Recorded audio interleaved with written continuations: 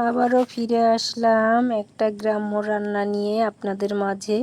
তো আপনারা কেমন আছেন? আশা করি সবাই ভালো আছেন। তো শুরু করব আমার রান্নার রেসিপি। প্রথমেই ছোট মাছগুলি আমি ধুয়ে কুটে রেখেছিলাম।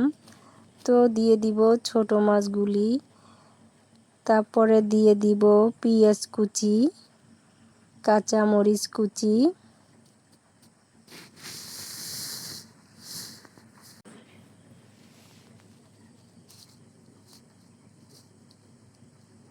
দিয়ে দিব রসুন বাটা, জিরা বাটা, পরিমাণ মতো হলুদের গুঁড়া, মরিচের গুঁড়া,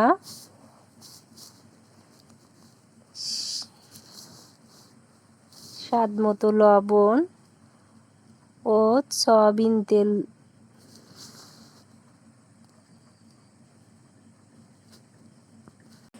এবারে দিয়ে দিব ধুয়ে কুটে রাখা ঢেঁড়স আর একটা আলু। তো আমি কেটে রেখেছি। এবারে ঢেঁড়স আলুগুলি দিয়ে আমি ভালোভাবে মেখে নিব। তো আপনারা চাইলে হাত দিয়েও মেখে নিতে পারেন। তো আমি খুন্তির সাহায্যে মেখে নিচ্ছি।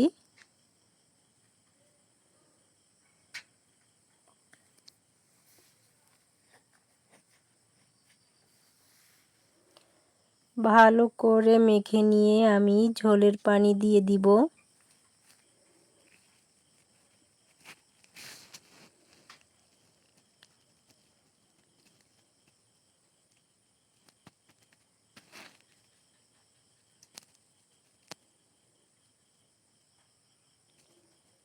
বন্ধুরা, আমার চ্যানেলটি যারা এখনও সাবস্ক্রাইব করেন নাই, অবশ্যই সাবস্ক্রাইব করে আমার পাশে থাকবেন। ঝোলের পানি দিয়ে আমি নেড়ে চেড়ে ঢাকনা দিয়ে ঢেকে রান্না করে নিব।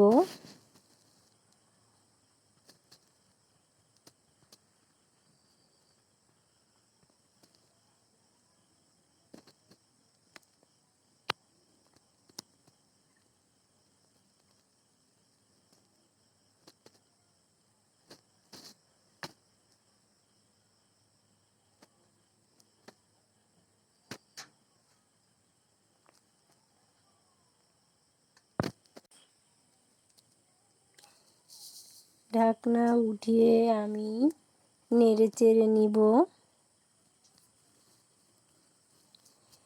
এভাবে ছোট মাছ, ভেন্ডি বা ঢেঁড়স যাই বলেন, আলু দিয়ে রান্না করলে অনেক মজা লাগে।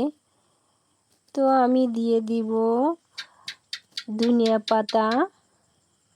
আমার রান্না হয়ে এসেছে, তাই ধনিয়া পাতা দিয়ে আমি একটু নেড়ে চেড়ে নিব।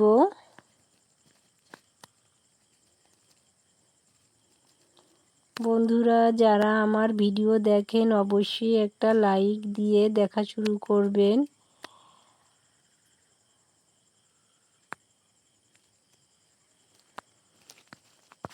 তো হয়ে গেছে আমার ছোট মাছ দিয়ে ঢেঁড়স আর আলুর চচ্চড়ি। আমার রান্নাটা কেমন হলো অবশ্যই কমেন্ট করে জানাতে ভুলবেন না। আর আমার পাশে থাকবেন সবাই। সবাই ভালো থাকবেন। আল্লাহ হাফেজ।